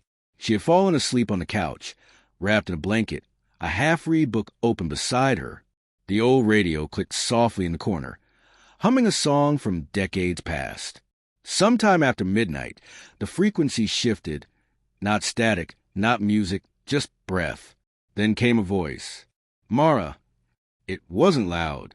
It wasn't strange. It was familiar. Her mother's voice, the one she hadn't heard since the winter she turned 10. She froze. "Mom!" A pause, like the air itself drawing closer. "You did it!" Her eyes filled with tears before she even knew why. "Did what?" "You remembered how to listen." Mara pressed a hand to her chest. The hum returned. That same pulse she'd carried since the night of the ledger, soft but steady. "Where are you?" she whispered, closer than ever. And then she saw her, not with her eyes, but with whatever sense had grown in her since the ridge began to speak. Her mother's presence glowed faintly in the doorway, shaped from dust and golden fog. Not a ghost, not a dream, just presence. Mara wanted to run to her, but she couldn't move. The air had gone heavy with meaning, like it was holding everything that ever mattered all at once. "I thought you were gone," she said. "Nothing that's loved disappears. It just changes its frequency." Her voice cracked. "Why me? Why now?" "Because you stopped looking for proof and started hearing the truth." The glow pulsed gently, as if smiling. "The ridge has always been a mouth. The world's been trying to speak, but it can only talk through those willing to echo what's kind." Mara laughed softly through her tears. "Then I guess I'm an echo." "No," her mother said, voice soft as snow. "You're what the echo became." The glow dimmed, fading back into the walls, into the fog beyond the window, into the pulse of her own heartbeat. When it was gone, Mara stood in the doorway a long while, hand pressed against the wood. The silence had changed again, thicker, warmer, full of breath. In the distance, the ridge gave one low sigh, not thunder, not tremor, but exhale. And the air, sweet and cold, whispered her name once more before returning to stillness. That night, Mara dreamed of light moving underwater, slow, deliberate, infinite, and understood, finally, that remembering wasn't about the past at all. It was about hearing what refuses to end. Snow fell that January with a patience that felt deliberate. Each flake drifted as if choosing where to land, and the world beneath it slowed to make room. By the time the ridge disappeared entirely under white, Mara had stopped keeping track of days. She woke when the light came, slept when it left. She ate little, spoke less. The quiet didn't frighten her anymore. It felt like breathing with the world instead of against it. But something had changed in the air. It began as a vibration in the floorboards, faint but constant, like a low note that refused to fade. She thought it was the wind at first, until she realized it hummed in rhythm with her own heartbeat. When she stepped outside, the snow muffled everything, every sound, every step, except that note. It came from the ridge, a sound without source, a voice without mouth, and beneath it, something pleading. She followed the hum through the fields, her boots crunching softly in the snow. The sky was pale gray, the kind of color that makes the world feel paused. When she reached the base of the ridge, the vibration deepened. Then came a whisper, half buried in wind. "It hurts to remember what was never forgiven." Mara stopped. The ridge loomed silent, but the words had shape, like frost etching itself across her skin. "I know," she said aloud. "I've tried to forget too." The wind stirred, and snow lifted from the ground in small spirals. Forgetting is not rest. It's an echo without a listener. She closed her eyes. Faces flashed behind them. Harker, Ruth, Walter, the nameless children, even her mother's shimmer of light. All of them still lived in the hum, in the ridge's endless act of remembering.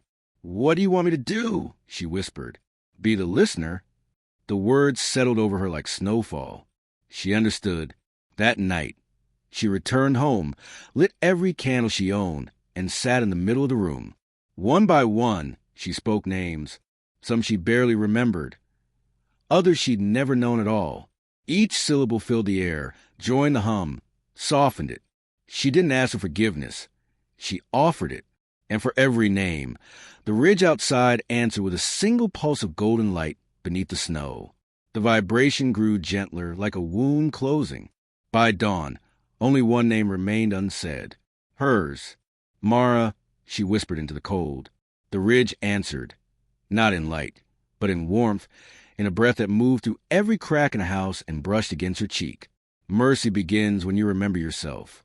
She wept quietly, the kind of tears that don't ache but cleanse. Outside, the snow stopped falling, and the sky began to open, a pale blue no one had seen in months.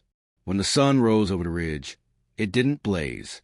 It listened, and for the first time since the world had learned to hum, so did she. By early February, the thaw began. Not quickly, not with the violence of spring, but gently, as though the snow had decided to forgive the earth for holding it so long. The ridge looked different now. The line of trees that always stood like guards along its edge were stripped bare, their dark limbs reaching skyward as if in surrender. And beneath the melting drifts, something metallic glinted. Mara saw it first from her window, a flash under the sunlight, too precise to be stone, too still to be ice. Her pulse picked up, the hum returning faintly in her ribs. By afternoon, she had hiked halfway up the ridge, boots sinking into the slush. The closer she got, the clearer the reflection became. Not her face, but lines, circles, engraving so fine they looked like breath frozen in steel. A pattern, a memory, a door. Her gloved fingers brushed it clean. The surface was smooth, but the edges trembled faintly with light. As she watched, the faintest pulse rippled across it, white gold, the same color that once filled the sky when everything changed. She knelt, heart hammering. "You're still here," she whispered. "We never left. We simply sank." The voice didn't startle her anymore. It was everywhere now, in the soil, in the water dripping down the rock, in the space between her thoughts. "Were you?" she asked softly. "A mirror you outgrew, a mouth the world forgot it had." Mara pressed her palm to the surface. The light flared, not blinding but intimate, like a hand meeting hers from the other side. Images bloomed behind her eyelids. A lake before the town existed, its surface fracturing into patterns of sound. A ship not of this earth, but geometry and will, folding itself into the ridge like a heartbeat into a chest. The beings weren't gods. They weren't conquerors. They were listeners, archivists of resonance, weaving memory into matter.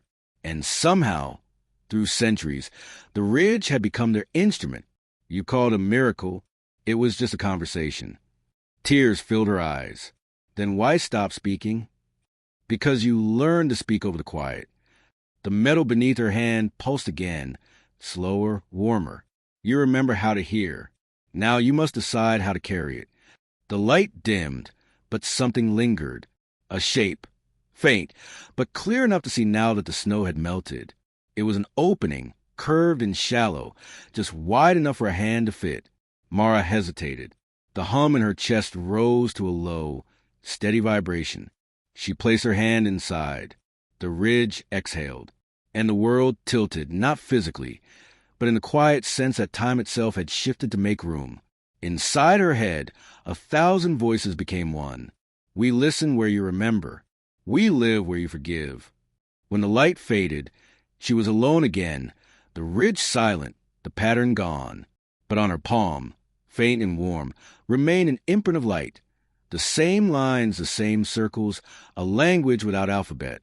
The shape of what listens back. For days afterward, Mara could still feel the mark on her palm. It wasn't a scar or a burn, more like warmth that refused to fade, humming softly under her skin, as if the ridge had left her a pulse of its own. At night, when she couldn't sleep, she would trace it against the light from the window, watching the faint golden lines shift just beneath the surface. They weren't symbols, she realized. They moved. They flowed like rivers when she breathed, aligning with her heartbeat. By the third night, she could hear something in them. Not words, but a low, resonant tone that changed depending on what she was thinking. When she thought of fear, it darkened. When she thought of love, it brightened, vibrating through the bones of her hand like the string of an invisible instrument. She began walking to the ridge every evening, drawn by instinct more than reason. The townsfolk had stopped asking questions about her long ago. They sensed that what she was doing belonged to something the rest of them couldn't disturb without breaking it. The few who still waved as she passed did so, silently, like people in church. That evening, the ridge looked almost alive. The air above it shimmered faintly, like heat mirage over snow. When she reached the top, The ground felt softer than it should. Not mud, not grass, but something that yielded slightly to her steps, as if listening. She knelt and pressed her marked hand into the soil. The earth answered. The hum that came was deep, older than wind, older than human memory. It vibrated up through her arm and into her chest until her teeth ached with it. But it didn't hurt. It recognized her. And then came the voice, not from above this time, but from below. Do you remember when we fell? Her breath caught. Fell. We were not meant to land. We were meant to pass.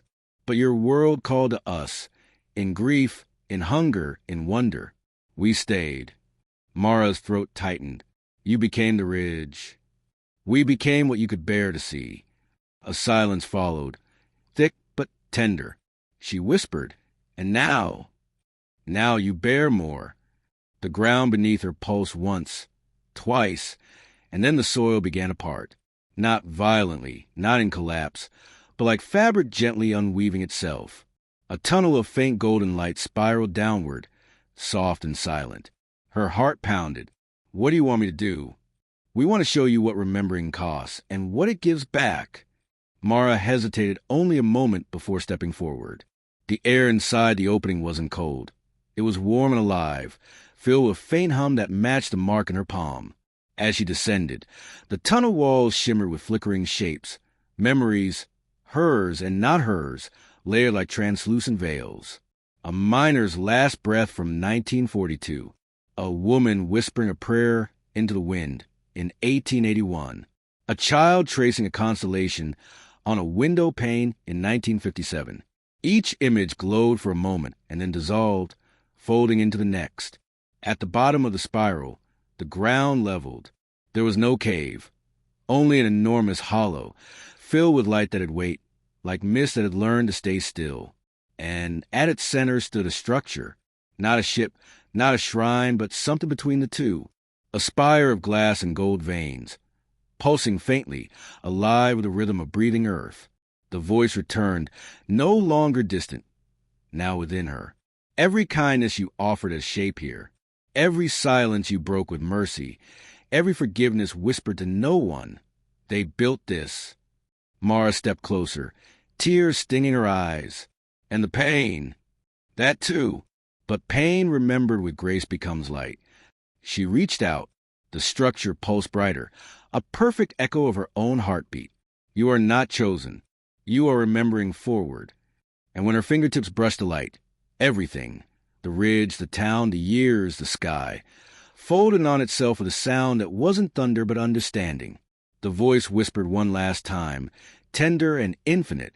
Now you see what listens when the world grows quiet. For a long time, there was no sense of time at all. No sky, no sound, no distance, only a soft, golden pulse that felt like breath spread through every inch of her being. Mara couldn't tell if she was standing or floating. The ridge, the tunnel, even her own heartbeat had dissolved into the same slow rhythm. Then, gently, she realized the light wasn't just around her. It was listening to her thoughts. Every question, every memory, every tremor of wonder rippled through it like color through glass. She thought of Ruth in the schoolroom, of Walter's broken radios, of the letters the children used to leave on the library steps for the dead to find. And the light answered with images, not recreations, but continuations. Ruth teaching under an aurora, Walter's radios glowing like hearts, the children's letters unfolding into constellations. Everything that had ever been offered in love had shape here. This is what remembering becomes. The voice said, when mercy outlived the pain that birthed it. Mara turned, though she wasn't sure she still had a body. In the distance, the light was condensing into form, a gentle outline, tall and luminous, neither human nor alien, but something perfectly in between. Are you the ones who fell? She asked. We are what remained of what fell. She took a trembling step closer. Why show me this? Because the listening has to begin somewhere. Because you carry the frequency that forgot how to stop forgiving. Mara laughed softly through tears that had no weight. I don't understand. You don't have to. You remember. That's enough. Around her, the hollow began to shift. The walls became translucent. Not stone, not metal. but memory itself, replaying pieces of the world above. The ridge bathed in morning fog, the town waking in quiet gratitude, the snow melting into streams that carried gold flecks toward the harbor. And then, faintly, she heard her own name, not from the voice beside her, but from above. Mara. It was Elias. She could see him through the veil of light, standing at the ridge's edge, shouting into the air. Behind him, the others, Ruth, Walter, the children, their faces lifted toward the ground as if they sensed her below. They remember you, the voice said. Now you must decide how to answer. She looked down at her hands. They were light now, latticed with gold veins, transparent, but unmistakably hers. And on her right palm, the symbol glowed brighter than ever. What happens if I go back? She whispered. The world learns to listen again. And if I stay, then you become part of what keeps it listening. Mara closed her eyes. For a moment, the warmth enveloped her completely, and she thought of every sound that had ever comforted her. Her mother's laugh, the hum of the ridge, the soft clicking of rain against window glass. Then, without fear, she whispered, "Let me be both." The light deepened, not blinding, not erasing, but integrating. She felt herself stretch and settle all at once, part pulse, part air, part memory. Above, the ridge exhaled a final golden breath. The sky shimmered with the faint outlines of 7 orbs before they faded into dawn. When the townspeople climbed the slope, they found only the faint warmth of the ground. And in the snow, where Mara's footprints ended, a single shape remained, a circle intersected by flowing lines, glowing softly for one heartbeat before vanishing. That night, the town slept soundly for the first time in years. The radios hummed a quiet, wordless tune, low, kind, and endless. Some said it was the ridge breathing. Others said it was Mara. But those who truly listened knew the truth. It was both, and the world, at last, had learned how to hum back. Spring came slow that year, like someone remembering how to smile after too long. The snow retreated into the hollows. The river thawed, and the ridge, once silent as a grave, began to shimmer faintly beneath the morning mist. The townsfolk felt it before they saw it. Cups rattled softly on tables. Window panes trembled with a rhythm too gentle to be wind. Dogs barked, then stopped mid-howl, ears tilted as if listening to a heartbeat buried deep in the hills. Elias was the first to climb. He said later that the air smelled like wet iron and honey. When he reached the top, he fell to his knees. The earth was breathing. The ridge rose and fell, barely perceptible, as if the mountain itself had lungs. Every exhale released a thin golden mist that hovered before dissolving into the sky. He whispered, "Mara." The air around him shimmered, and though there was no voice, the answer came not in sound but in recognition. "I am here." He didn't hear it with his ears. He felt it through his bones. Behind him, others were climbing. Ruth, leaning on her cane, eyes brimming with tears she didn't understand. Walter, carrying one of his radios, the static already humming to the rhythm of the ridge. Even Harker came, his shoulders heavy with the weight of everything he denied until now. When they reached the crest, no one spoke. They stood in a circle, hands brushing against the soil, and the warmth of it spread through them like forgiveness rediscovered. Ruth whispered, "She's not gone." Walter nodded, adjusting the radio. A faint signal emerged, a frequency between stations, but alive with harmony. 7 tones repeating, then blending, like the memory of a song that had once been everything. The ridge answered in kind, each breath syncing with a pattern. "You learned to hear," it said within them. "Now keep listening."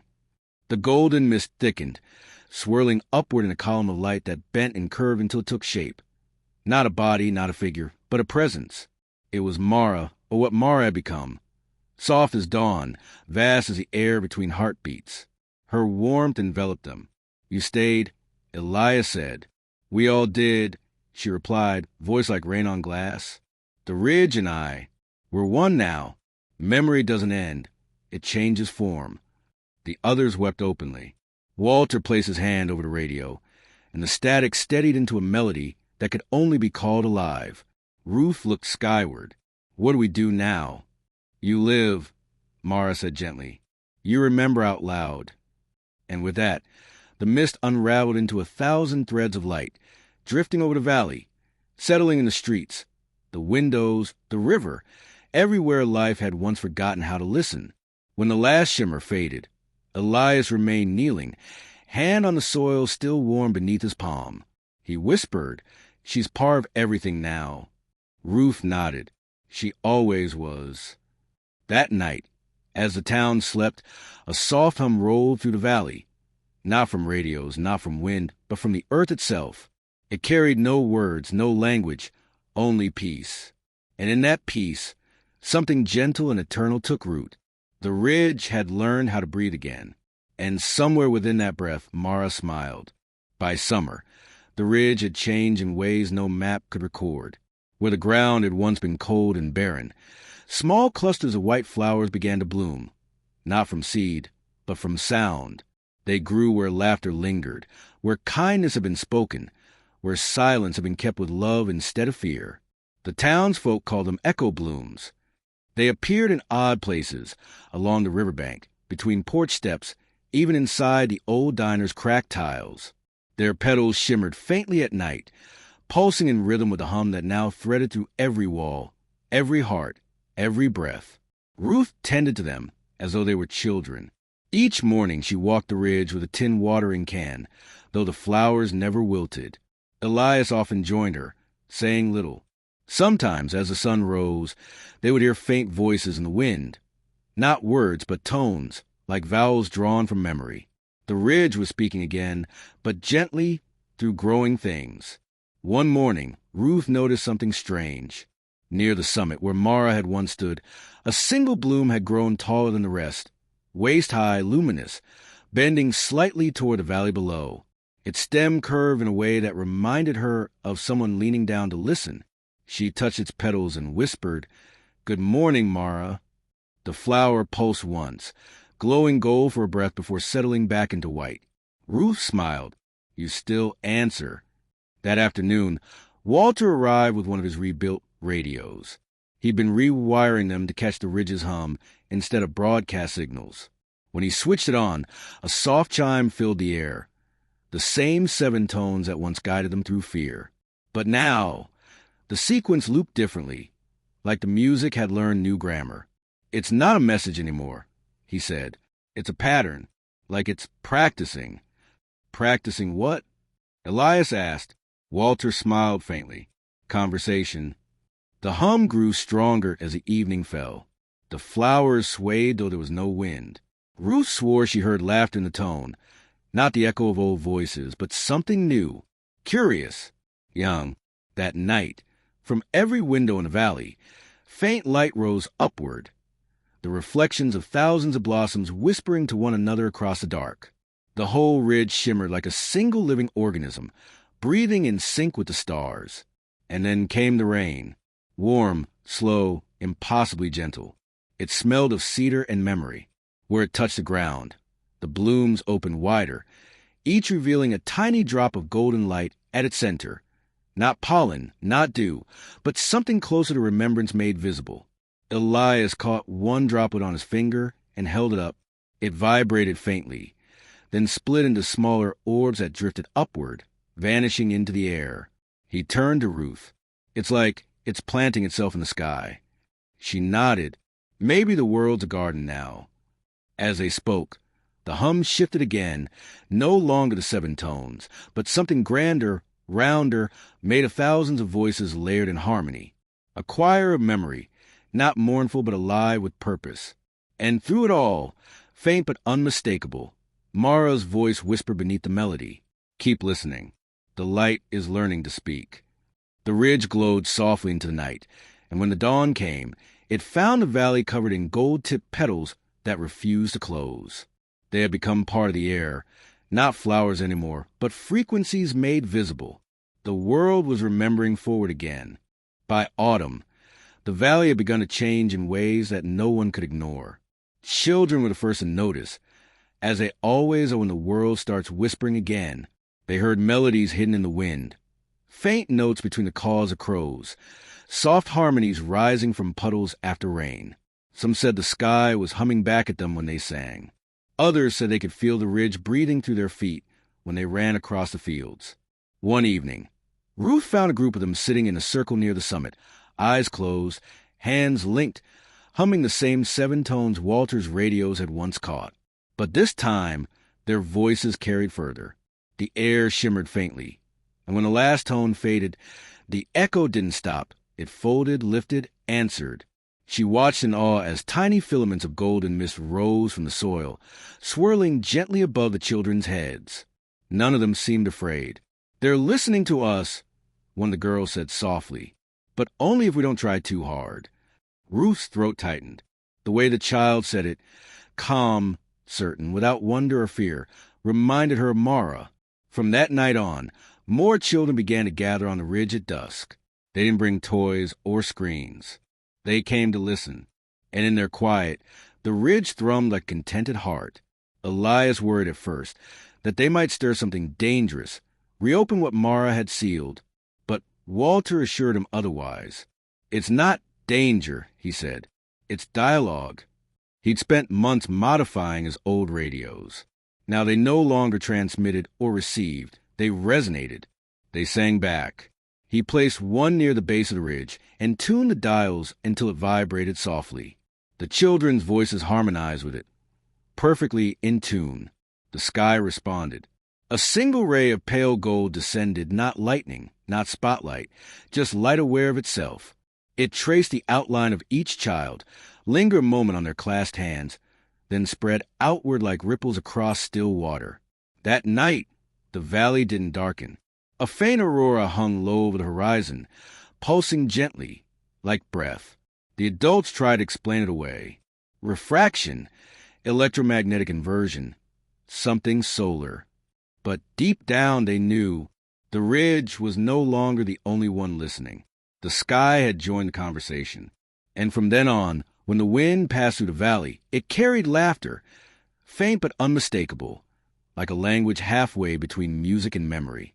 The next morning, one of the younger boys ran into town, clutching something small in his hand. It was a stone, but not ordinary. Its surface shimmered with faint concentric circles, warm to the touch. He pressed it into Ruth's palm. "It said it wanted to be heard," he whispered. The stone hummed softly, the same tone as the children's song. That night, Ruth placed it on her windowsill. It glowed faintly under the starlight, and when she listened close, she could swear she heard Mara's voice within it, quieter now, but full of joy. "You see?" The children never forget how to listen. And far above the ridge, invisible to human eyes, 7 thin lines of light flickered once, like distant stars answering a call. Not descending this time, but dwelling, woven permanently into the fabric of the night. For the first time in generations, the sky wasn't silent. It was alive. And somewhere within its patient hum, the children's laughter became part of the language of remembering. By winter, the valley had stopped keeping track of years. Clocks still ticked, calendars still hung, but time no longer felt like something that passed. It felt circular, alive, rhythmic, like a conversation that continued between seasons instead of through them. Ruth had begun to call the ridge the archive, not because it stored what was lost, but because it kept what was given.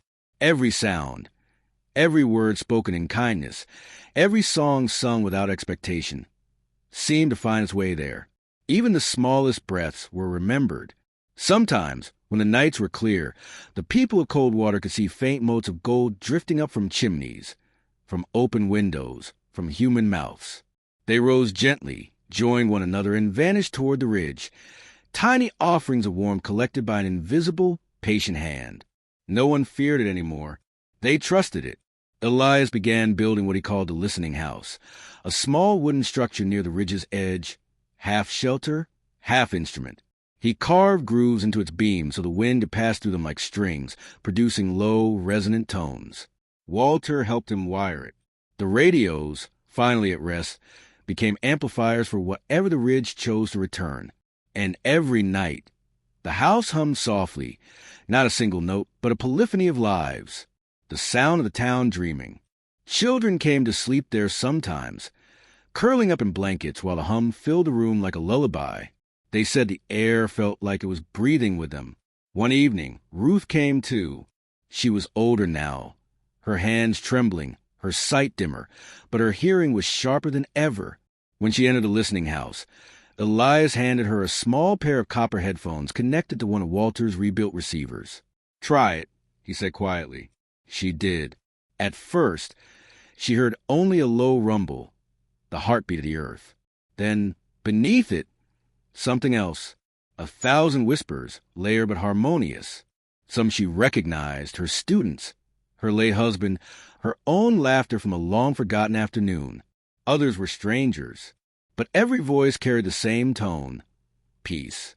And then, faint but clear, came Mara. "You're still tending the garden," she said. "You're the keeper of the remembering." Ruth smiled, tears warming her cheeks. "I thought you'd gone." "I did," the voice answered, "but the air remembers. So do you." The hum deepened, rich and slow. The walls of the listening house pulsed softly, like lungs filling and emptying. "Do you hear them?" Mara asked. Ruth nodded. "All of them."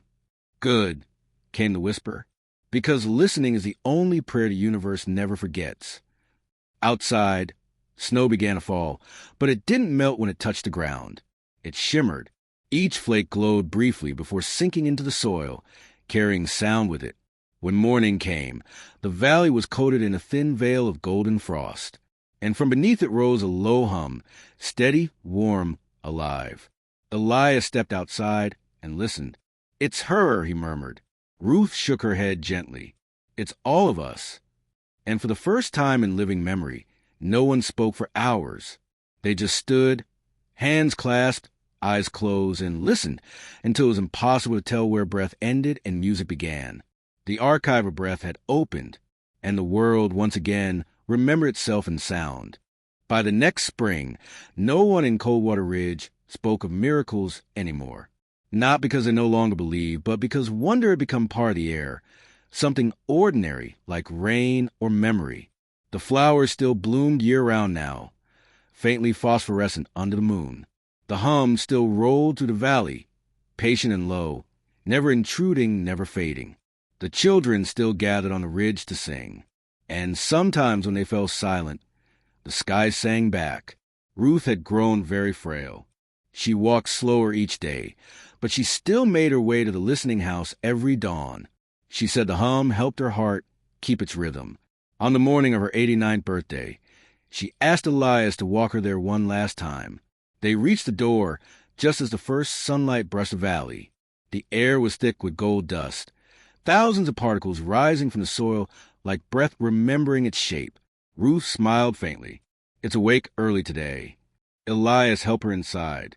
The hum greeted them instantly, gentle and low, vibrating through the floorboards like a pulse. She sat down on the bench where she had first worn the copper headphones. "Do you think she still listens?" Ruth asked.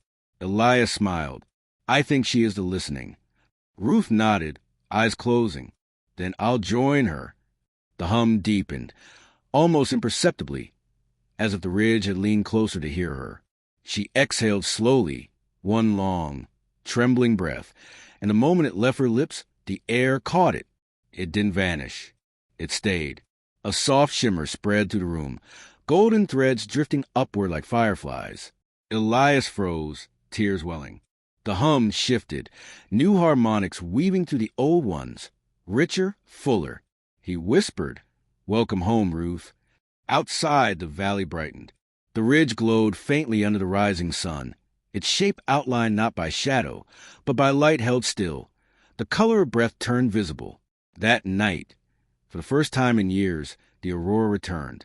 But this time it didn't move. It hung above the ridge like a crown, 7 arcs of light, each a different shade of memory. Amber for kindness, silver for forgiveness, blue for sorrow, rose for hope, green for laughter, violet for silence, and white gold for what endures. The townsfolk gathered below, wordless. Walter set his radio beside him, but it didn't need tuning anymore. The air itself was frequency enough. Then from within the light came a whisper, soft, immense, familiar. Every voice finds its echo. Every silence finds its song. Elias looked up, hands trembling. "Mara." "No," the voice replied gently. "All of us." The aurora pulsed once, then spread outward, dissolving into the sky. But a faint shimmer lingered, like dust, like memory, like love that refused to leave. And when morning came, Coldwater Ridge was brighter than it had ever been. The fields glowed with flowers that sang without sound. The air was warm with listening. The radios, though silent, vibrated faintly, keeping time with the earth. The hum would never fade again. Elias wrote only one line in the town's ledger that day, before placing the book on the ridge and closing it for good. The world remembered how to hear itself. And when the wind passed through the valley, carrying petals and golden light, it sounded almost like laughter. The ridge breathed once more. Then it rested, and the last light stayed.